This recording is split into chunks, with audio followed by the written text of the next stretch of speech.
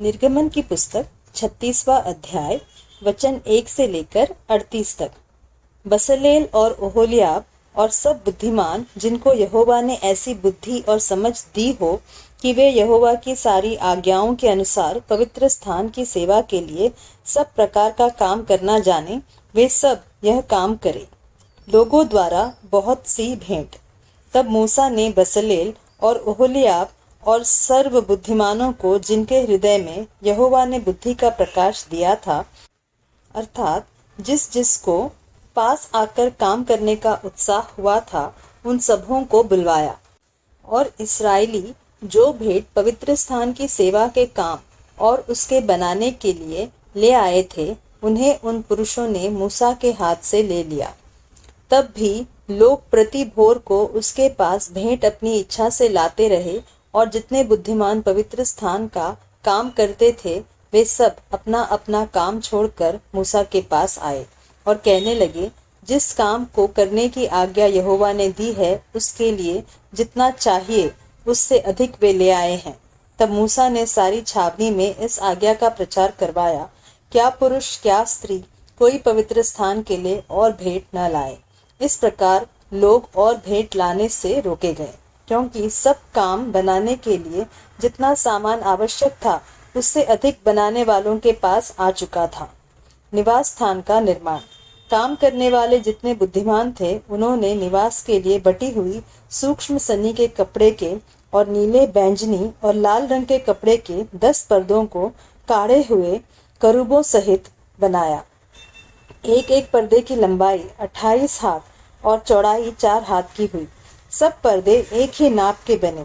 उसने 5 पर्दे एक दूसरे से जोड़ दिए और फिर दूसरे 5 पर्दे भी एक दूसरे से जोड़ दिए, और जहाँ ये पर्दे जोड़े गए, वहाँ के दोनों छोरों पर उसने नीले नीले फंदे लगाए। उसने दोनों छोरों में 50-50 फंदे इस प्रकार लगाए कि वे एक दूसरे के सामने थे, और उसने सोने के 50 अंकड़े बनाए और उनके द्वारा पर्दों को एक दूसरे से ऐसा जोड़ा कि निवास मिलकर एक हो गया। फिर निवास के ऊपर के तंबू के लिए उसने बकरी के बाल के 11 पर्दे बनाए। एक एक पर्दे की लंबाई 30 हाथ और चौड़ाई 4 हाथ की हुई, और 11 पर्दे एक ही नाप के थे। इनमें से उसने 5 पर्दे अलग और 6 पर्दे अलग जोड़ दिए, और जहाँ दोनों जोड़े गए, वहाँ की छोरों में उसने 50-50 फंदे लगाए। और उसने तंबू के जोड़ने के लिए पीतल के 50 अंकड़े भी बनाए, जिससे वह एक हो जाए।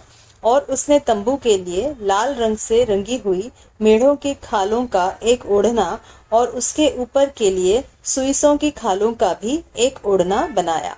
फिर उसने निवास के लिए बबूल की लकड़ी के तख्तों को खड़े रहने के लिए बनाया। एक एक तख्ते की लंबाई 10 हाथ और चौड़ाई 1.5 हाथ की हुई। एक एक तख्ते में एक दूसरे से जोड़ी हुई 2-2 चूलें बनी। निवास के सब तख्तों को उसने इसी भांति बनाया।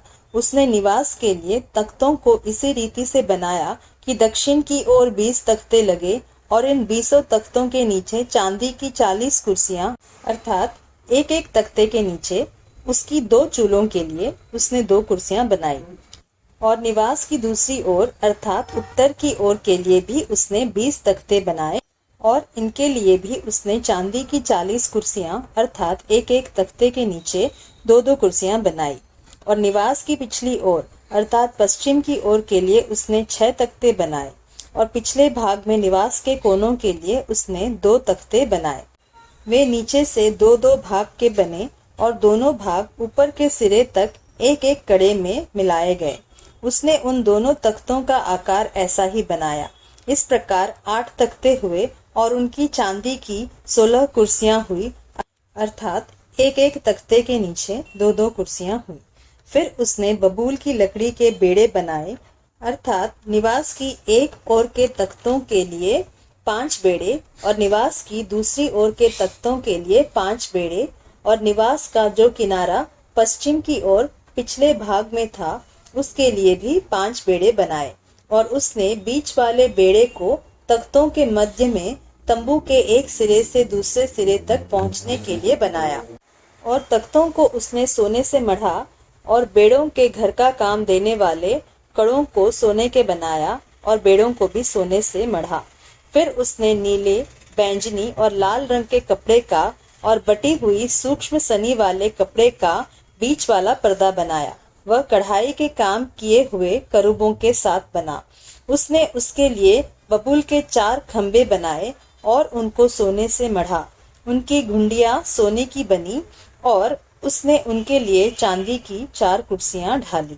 उसने तंबू के द्वार के लिए भी नीले, बैंगनी और लाल रंग के कपड़े का और बटी हुई सूक्ष्म सनी के कपड़े का कढ़ाई का काम किया हुआ पर्दा बनाया और उसने घुंडियों समेत उसके 5 खंबे भी बनाए और उनके सिरों और जोड़ने की छड़ों को सोने से मढ़ा और उनकी 5 कुर्सियां पीतल की बनाई।